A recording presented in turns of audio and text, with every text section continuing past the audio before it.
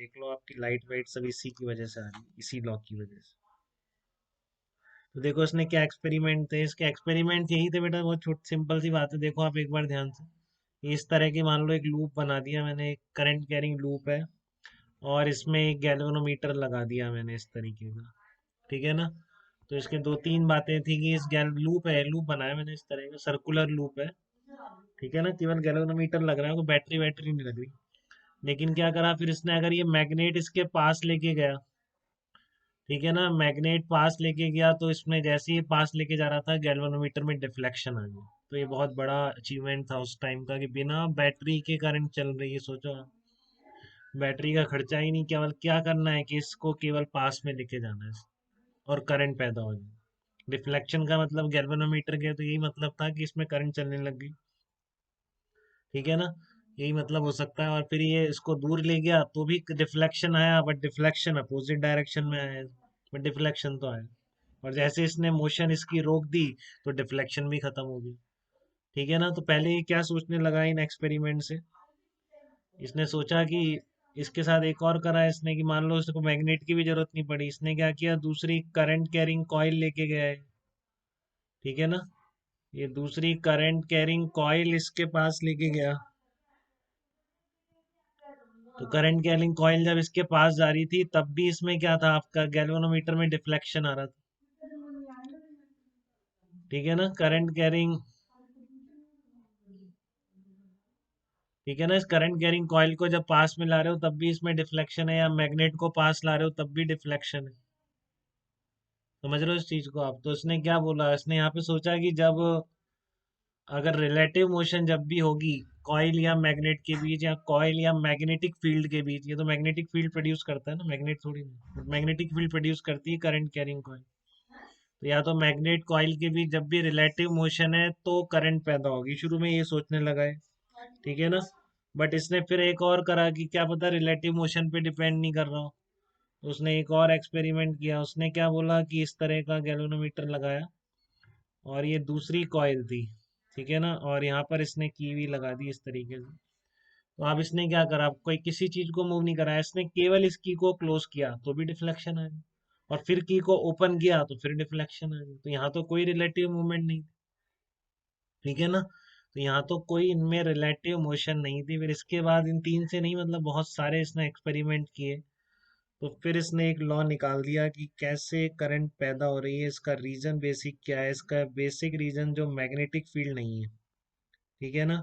इसका जो basic law है, बेसिक रीजन है, जिसको फर्स्ट लॉ बोलते हैं। दो लॉज हैं इसके फैराडे के, जिसको फैराडेज का फर्स्ट लॉ बोला जाता है, कि जब भी आपका किसी कंडक्टिंग लूप से मैग्नेटिक फ्लक्स चेंज होगा, ठीक है ना, flux linked with a conducting loop placed in magnetic field changes, then वहां पर एक इंड्यूस्ड ईएमएफ पैदा हो जाएगा, जिससे उस कॉइल में करंट चलने लग जाएगा, ठीक है ना। Due to change in magnetic flux, क्या बोला इसने, चेंज इन मैग्नेटिक फील्ड कोई रीजन नहीं है, ठीक है ना। अब मैग्नेटिक फील्ड चेंज मत करो, आप इसको स्टेशनरी रखो, इसको मूव कराओ, ठीक है ना। ड्यू टू चेंज इन, तो जब भी मैग्नेटिक फ्लक्स चेंज होगा, due to change in magnetic flux, ठीक है ना, EMF is induced, EMF is induced, ठीक है ना, बस due to change in magnetic field EMF is induced, EMF की वजह से इन लूप्स में करंट चलने लग जाता है, ठीक है ना। तो ये तो क्वालिटेटिव डेफिनेशन थी। और फिर इसने क्वांटिफाई करने के लिए सेकंड और भी एक्सपेरिमेंट किए, तो इसने इवन रिलेशन तक निकाल दिया। अब देखो इसकी कैपेसिटी, ठीक है ना, केवल ये देख के चलो डिफ्लेक्शन आ गया, अब इसने पता नहीं क्या क्या किया होगा इस चीज करने के लिए, कि इसने ये भी निकाल दिया कि इंड्यूस्ड ईएमएफ कितना होता है। तो इंड्यूस्ड ईएमएफ कितना होता है, -d∅dt, ठीक है ना। तो अभी माइनस का कोई इंपॉर्टेंस नहीं है, अगर जब तक आप लेंज लॉ से डायरेक्शन निकालेंगे, अभी लेंज लॉ और बताऊंगा, ठीक है ना। नहीं, माइनस का इम्पोर्टेंस यहाँ पे जस्ट इस ईएमएफ के कारण जो डायरेक्शन ऑफ करंट होगी वो निकालने में किया जाता है। तो मैं वो भी बता दूंगा कि फैराडेज लॉ से आप डायरेक्शन कैसे देख सकते हैं, इंड्यूस करंट की या इंड्यूस्ड ईएमएफ की। ठीक है ना। तो ये माइनस का यूज आएगा, नहीं तो मैग्नीट्यूड वाइज किसी भी लूप से जो ईएमएफ पैदा होता है किसके बराबर होता है, rate of change of flux through that loop. ठीक है ना। तो इसको हम इंड्यूस्ड ईएमएफ बोलते हैं। ये क्या कहलाता है बेटा, इसी को इंड्यूस्ड ईएमएफ बोला जाता है कि इंड्यूस्ड ईएमएफ किसी कंडक्टिंग लूप में, मतलब उससे मैग्नेटिक फ्लक्स चेंज हो रहा है। जैसे फाई एम लगा सकते हैं मैग्नेटिक फ्लक्स के लिए। ठीक है। और इससे जो इंड्यूस करंट चलेगी किसी लूप में वो कितनी चलेगी, EMF induce divided by resistance E by R. तो 1/r d∅dt ये इसमें करंट की वैल्यू है। ठीक है। तो ये इसने इतने एक्सपेरिमेंट करने के बाद बहुत सारे कि मैग्नेट ला रहे हैं तो चेंज हो रहा है, दूर ले जा रहे हैं तो चेंज हो रहा है, किसी को मत मोशन कराओ, दोनों को स्टेशनरी रखो, स्टिल यहाँ पर आप की को ऑन करोगे तो करंट चलेगी और फिर मैग्नेटिक फ्लक्स लिंक हो जाएगा। तो जैसे ही ऑन हुआ तो पहले जीरो था, अब फ्लक्स आ गया तो चेंज आया फ्लक्स में, तो इसलिए डिफ्लेक्शन आता है। ठीक है, समझ रहे हो। अगर लेकिन आपको बहुत इसको एक बार क्लोज कर दिया बस, फिर डिफ्लेक्शन आएगा एक बार, फिर करंट इसमें जीरो हो जाएगी क्योंकि इसका जो फ्लक्स है वो कांस्टेंट हो गया। ठीक है ना। मतलब बहुत देर हो गई क्लोज करे हुए, तो शुरू में डिफ्लेक्शन था, फिर डिफ्लेक्शन नहीं, क्योंकि अब चेंज होना बंद हो गया, फ्लक्स चेंज होना बंद हो जाएगा तो ईएमएफ जीरो हो जाएगा। ठीक है। और फिर आपने इसको ओपन कर दिया, ओपन करते ही वापस अब यहाँ पे फ्लक्स लिंक था, इसको जैसे ही ओपन किया फ्लक्स इससे जीरो हो जाएगा क्योंकि करंट खत्म, मैग्नेटिक फील्ड खत्म, तो फिर से डिफ्लेक्शन आएगा। तो जब भी फ्लक्स चेंज हो रहा है आपका कंडक्टिंग लूप से मैग्नेटिक फ्लक्स, ठीक है, तो आपकी लूप में एक करंट चलने लग जाती है क्योंकि उसके अंदर एक बैटरी बन जाती है। तो आपको जस्ट काट के अभी क्या करना है, उस लूप को काट के इतने की बैटरी लगा देनी है बस। अभी हमको ये चीज सीखनी है। ठीक है। कि किसी भी क्लोज लूप से rate of change of flux निकाल के जो आपका ईएमएफ बन रहा है अकॉर्डिंग टू फैराडेज लॉ, उतने की उस लूप को काट के आपको बैटरी लगा देनी है। ठीक है ना। तो आप किस डायरेक्शन में करंट चलेगी उसके लिए ये लॉ भी से भी निकाल सकते हैं, थोड़ा सा ये लेंदी हो जाता है। ठीक है। इसकी जो प्रोसेस है, नहीं तो फैराडेज के लॉज बिल्कुल सफिशिएंट है आपको even direction of induce current बताने में। ठीक है ना। बट जस्ट फॉर आप जल्दी कर दें एग्जाम में, फटाफट डायरेक्शन देख ले, इसके लिए मैं एक लेंज लॉ आपको यहाँ पर बता रहा हूँ। ठीक है ना, डायरेक्शन ऑफ इंड्यूस करंट देखने के लिए वो लेंज लॉ मैं आपको बता रहा हूँ, यहाँ पे देखो।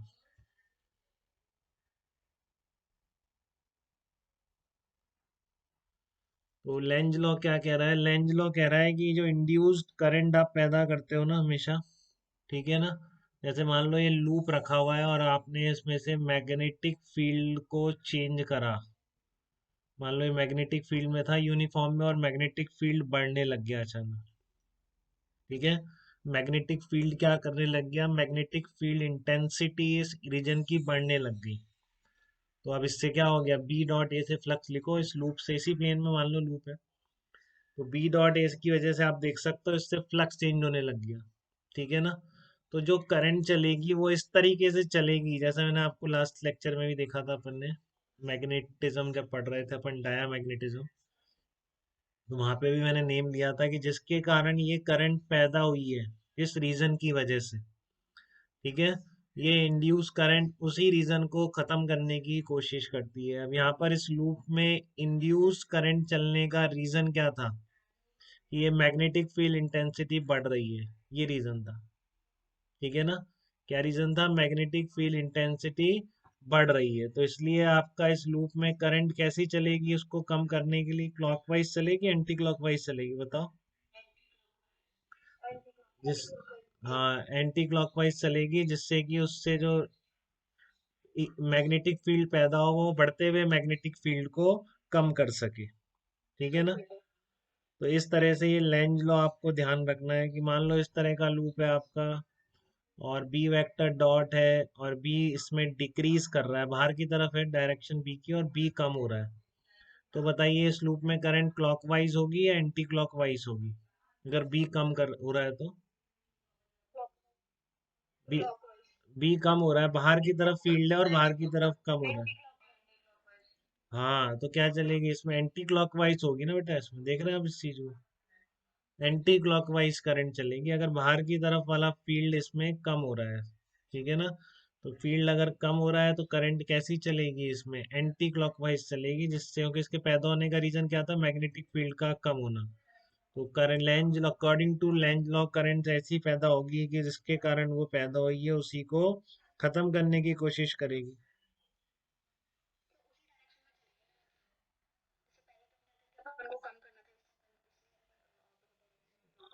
हाँ, अब आपको सपोर्ट करना है घटते हुए मैग्नेटिक फील्ड को। तो घटते हुए मैग्नेटिक फील्ड का सपोर्ट कब होगा? जब इसमें करंट एंटी क्लॉकवाइज चलेगी। ठीक है ना? तो आप देखिए, पैदा होने का रीजन देखा करें, फिर उसको खत्म करने की कोशिश करा करें, तो आपको हमेशा इंड्यूस्ड करंट की डायरेक्शन मिल जाएगी। ठीक है ना? अब जैसे मान लो एक एक्स वाई प्लेन में कोई लूप रखा हुआ है, एक्स वाई प्लेन में लूप है ये। ठीक है ना?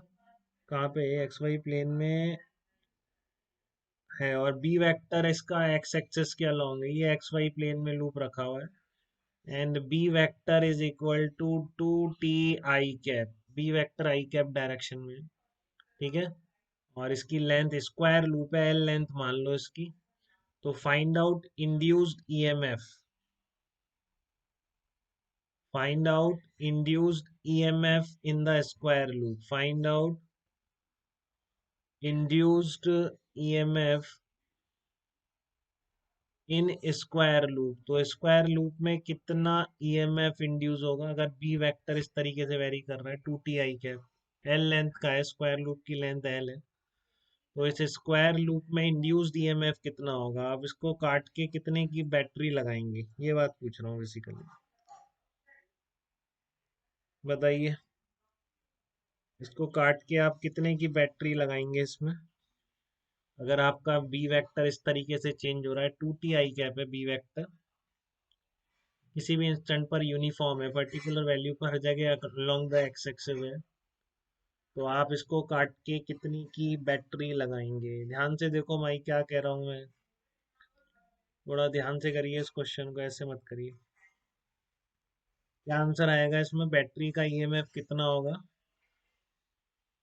बोलिए जल्दी।